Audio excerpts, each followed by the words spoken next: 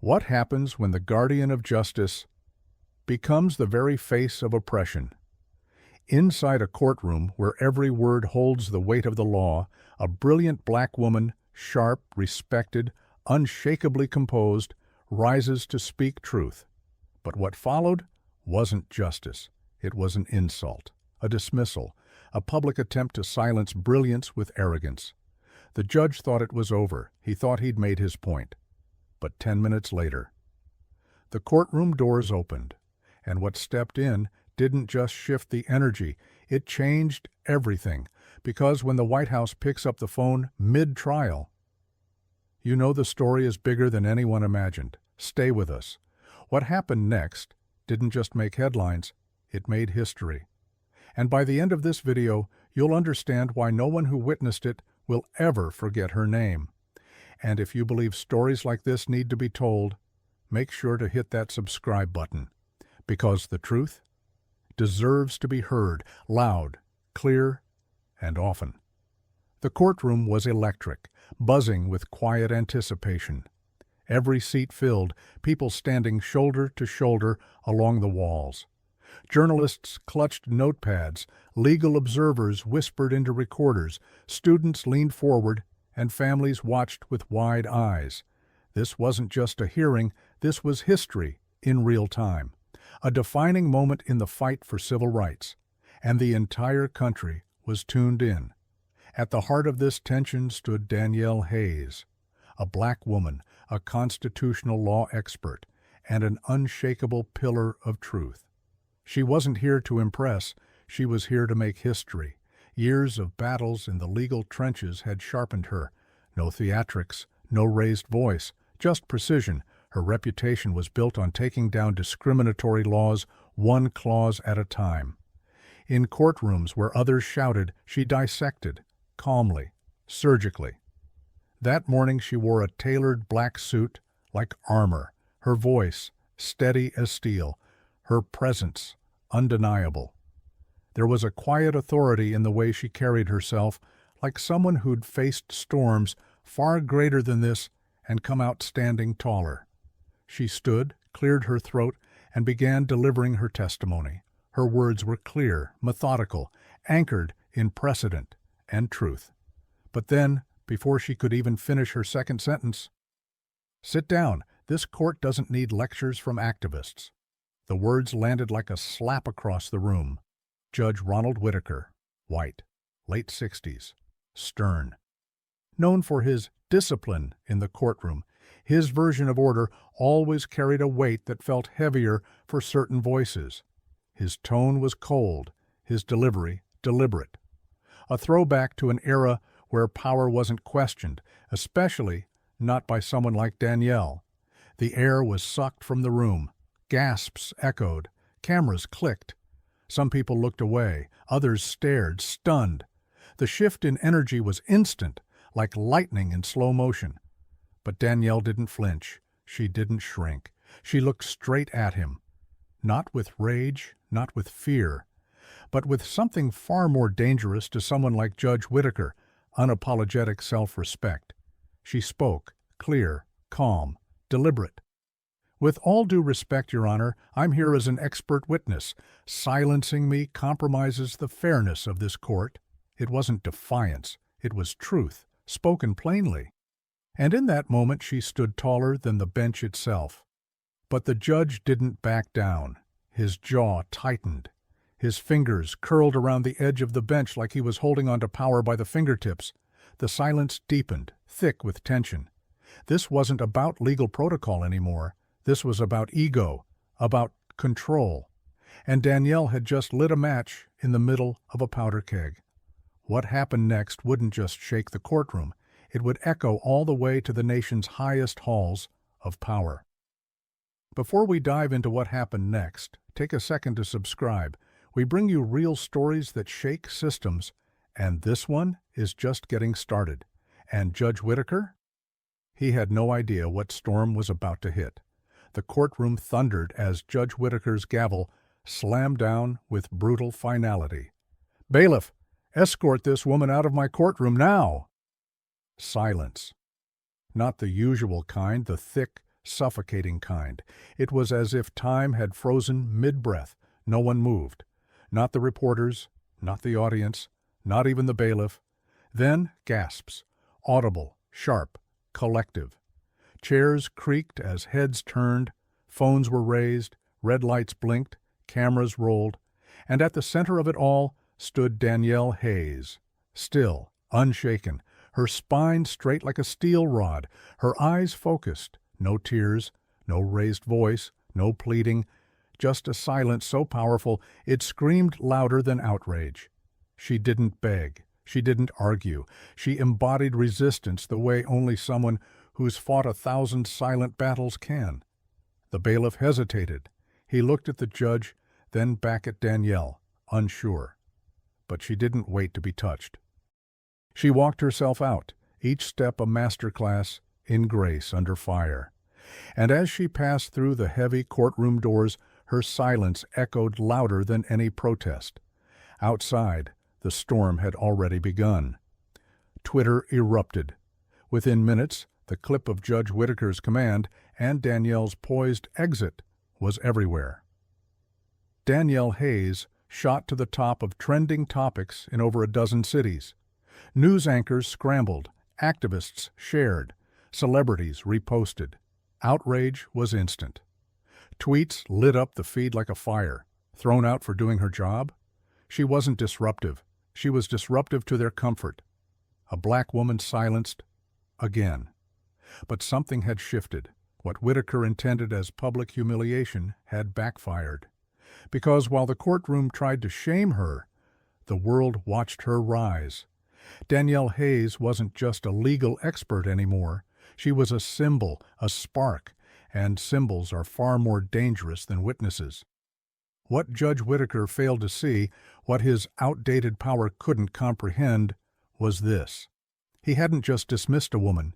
He had tried to erase a force of nature, and forces like Danielle don't just walk away quietly. Because Danielle wasn't just connected, she was entrenched, a trusted legal advisor to people at the very top of the nation's chain of command. And what happened in that courtroom? It didn't stay there. 10 minutes. That's all it took.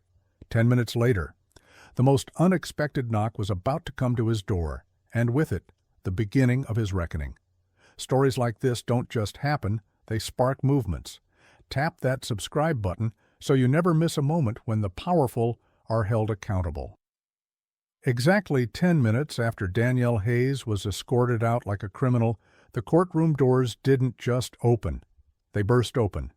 2 men stepped in, tall, silent. Immaculate black suits that looked tailored by the Pentagon itself. Every step was controlled, every movement calculated. On their belts, credentials gleamed. White House clearance, not local, not state, federal. The kind of authority that makes even the most powerful men sit up straight. The room gasped. Again. Phones trembled in hands.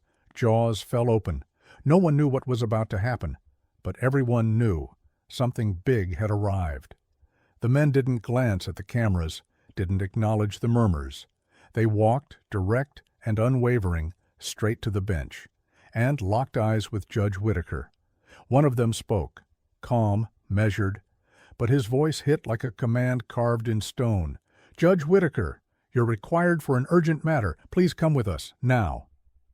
The judge blinked, once, then again. His spine stiffened, but his grip on authority was slipping. He tried to reassert himself. I'm in the middle of a... But the second agent stepped forward. One step. That was all it took. And then he said it, 6 words that echoed through the chamber louder than any gavel ever could. "Sir, this isn't a request." Boom. Just like that, the air shifted again. You could feel it. Control had changed hands. The judge wasn't the authority anymore. He was the defendant.